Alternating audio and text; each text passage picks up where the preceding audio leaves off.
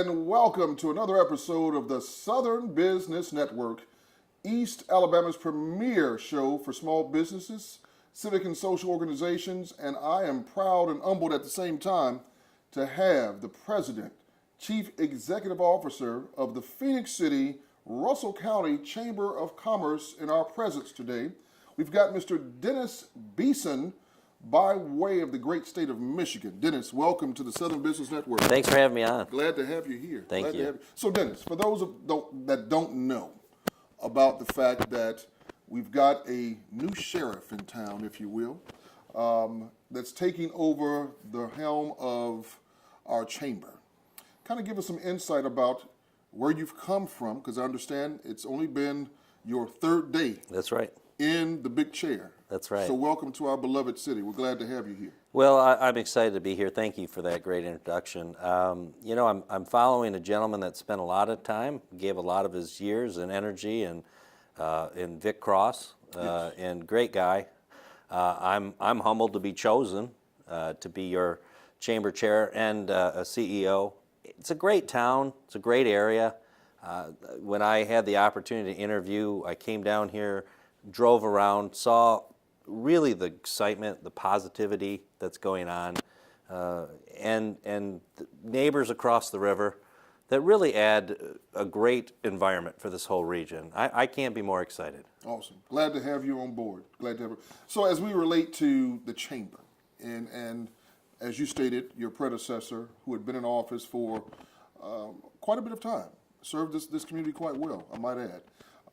As it relates to what you see in terms of challenges, obviously being in office or being in position for only a mere 3 days, what do you see that you will possibly have to tackle in your first 30 days in office, your first 60 or 90 days in office, if you will, as it relates to making the chamber great again, if I could coin that term? Sure. Well, one of the things I would say that I'm strongest in is member relations. And what you'll start hearing probably pretty regular around here is shop with the chamber member first. Okay. That is a two-sided statement, because I don't want people to think that because they're not chamber members, I'm not promoting them. I will be. But there is power in membership, as the old commercial used to say. Absolutely. And it's important that people understand that the joining of the Chamber of Commerce has benefits well beyond just simple networking. There's an advocacy part that's very important. For example, if you were a business owner and you were having trouble with the water department, or you were having problems with taxes, or there was something from legislation that was actually contradicting you doing business, it's our job as a Chamber of Commerce to be that advocate, to stand up for our members and actually try to make sure that they're being treated fairly. Absolutely. So we want to do a lot of educating. We want member relations. I want them to see me in their office. I want them to see me around town. I want folks to understand that when I'm coming here, I'm coming to join the community, not just working here. I have a residence in Phenix City. I live here. I'm a part of this community. I hope to be at the different events at the Riverwalk, downtown events, anything that might help stimulate economic development. I would like to work closely with the Economic Development Director and the Convention Visitors Bureau Director. They all go hand in hand, as well as one of the biggest assets we have in 10 minutes away, which is Fort Benning. Absolutely. Military relations is extremely important, and I now have background in that from the last position I had. Okay. Well, let's talk a little bit about that, because that's a perfect segue in terms of your past experience. So if you will, just kind of give our viewership some insight about what your background has been, where you've come from, and how that experience, obviously being up north for an extended period of time, how that will be able to transition over into our community. Sure. Well, my last position was the CEO and president of the Junction City Area Chamber of Commerce, which is in Junction City, Kansas, Okay. which is the home of Fort Riley.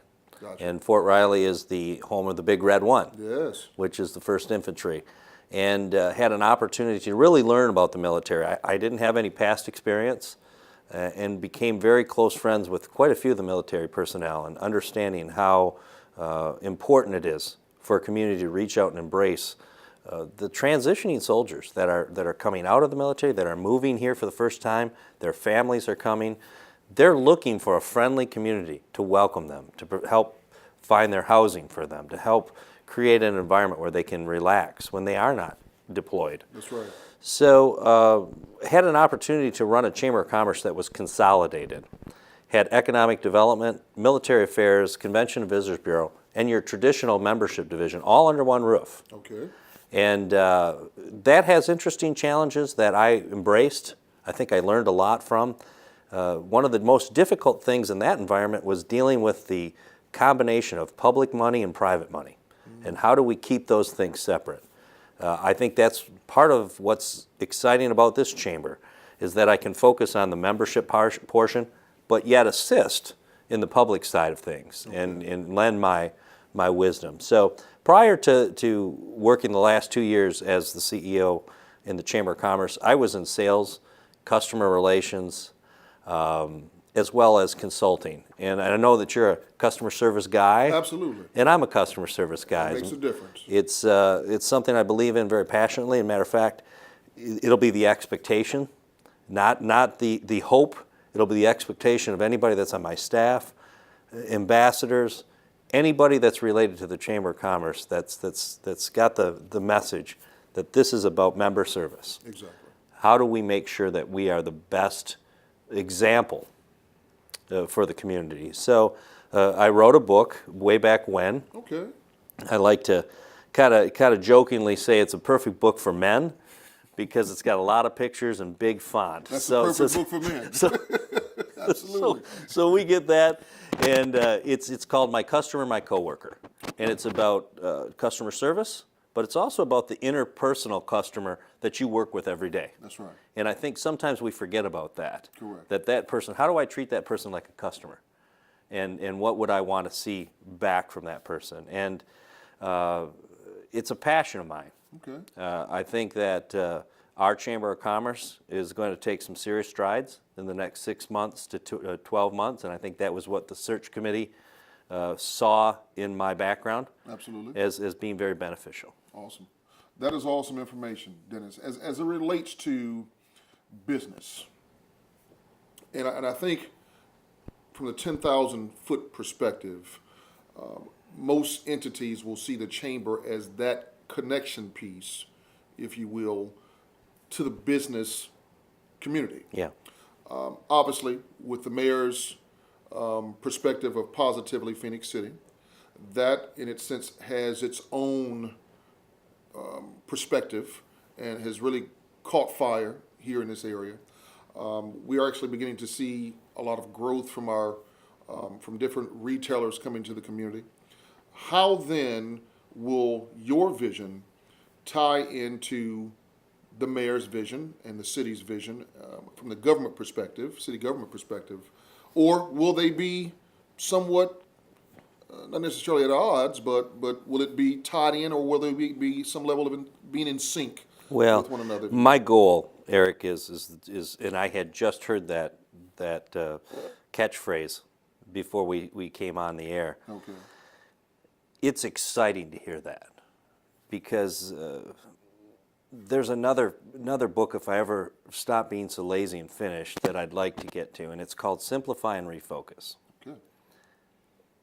I think we make things too hard. There's too much bureaucracy. There's too many opinions. There's too many egos involved. Positive and simplicity, those things go together pretty well. That's right. If we want Phenix City to be a shining example, just simplify things. Treat people with respect. Let's welcome people into our community. Let's make it as easy as possible. For example, as you mentioned, I'm from Michigan. I made the drive down from Michigan. How easy can the city make it for me to come to this town and be happy?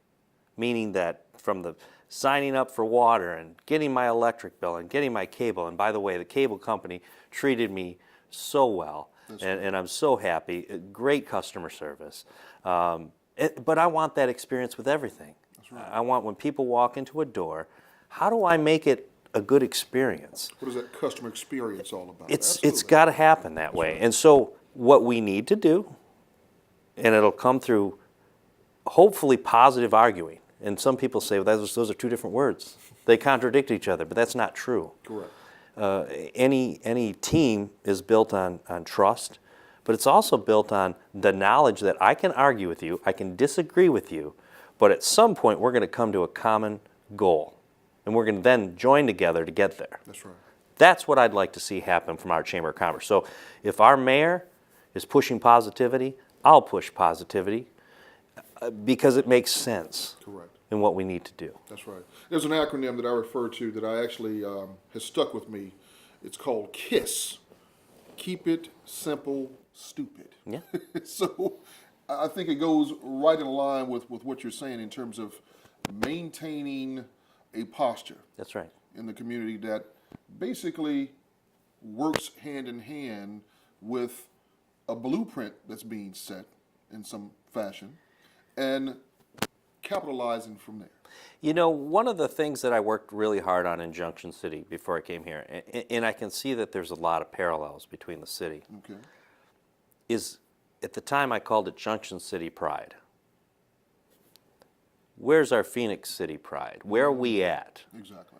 Meaning as an individual, when you own your house, are you taking pride in your house, your neighborhood, so that your neighbor looks at you and says, boy, I would like to be his yard as nice as my neighbor. That's right.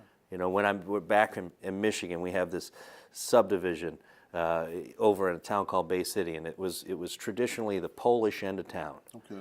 And these folks took pride in their yard to the point of, if you drove down, you couldn't tell whose house was who because the bushes were perfectly manicured and the yard was perfectly manicured, and there was never anything out of place. And they took pride That's right. in that competition. Yeah, yeah, And the old saying, keeping up with the Joneses. yeah. That's what we want to do. I think you have to start that theory. And if the mayor has a positivity campaign going, that's a fantastic to know that at the top level of your city, someone is pitching that, and it can't just be words. Correct. It has to be action. Has to be in words, not only words, but in deed as well. That's right. And actions. Now, as it relates, because a lot of our viewership, which are right here in this community, there have been somewhat of challenges in terms of how businesses are attracted to our area. Where do you, in the area that your capacity that you serve, where do you best see opportunities where you will be able to be involved on the front end of that process of attracting businesses to our area? Well, one of the things I need to do is, and I have yet to be able to do this, is meet with our economic development director and get a feel for what kind of help he needs. Okay. Certainly the one thing I don't want to do is step on anybody's toes. I want to work as a team. Absolutely. Economic development and Chamber of Commerce, again, it's why they sometimes are co-located pretty regularly because they typically go together. That's right. If, for example, we talk about the world of retail, most economic development directors will tell you that's not economic development. Maybe or maybe not. So if that's not the area that person has enough time to spend, send it over to me. Let me help. Okay. I'll go call the restaurants. I'll call the retail shops. I'll help try to find places for that person to locate. I know we have a wonderful waterfront. There's opportunity for some great restaurants. There's opportunity for some great development down there. If I have to be a part of that conversation, I would love to do it. And in the mentor in this industry that I just dealt with, a gentleman by the name of Lyle Butler in Manhattan Chamber of Commerce, one of the things he said to me right off the bat, he said, if you're expecting to be patted on the back and given some sort of award for this job, don't take it. Get out of the industry right now. That's right. Yeah. He says you have to do it with the love of developing a community behind the scenes without any kind of fanfare. Yeah. That's my goal. I want to help wherever I can help. I don't want to have the press conference about me. I'd rather have it be any one of the elected political officials that want to take the banner and say, yeah, this was all my idea. As long as they continue to vote for my contract every year, I'm fine with that. Absolutely. Gainful employment is where it's That's at. all That's I'm right. looking for. That's right. Absolutely. Absolutely. Well, Dennis, I like to say that again, we're ecstatic that you're here. And we would love to have you on the shows more often as we possibly can, because Absolutely. we like to be able to keep pace of the newsworthy activity that's going on within the chamber. Obviously, you being here just 3 short days, I'm sure that you have a lot on your plate in terms of things that you have to accomplish in terms of making the contacts and necessary connections and networks.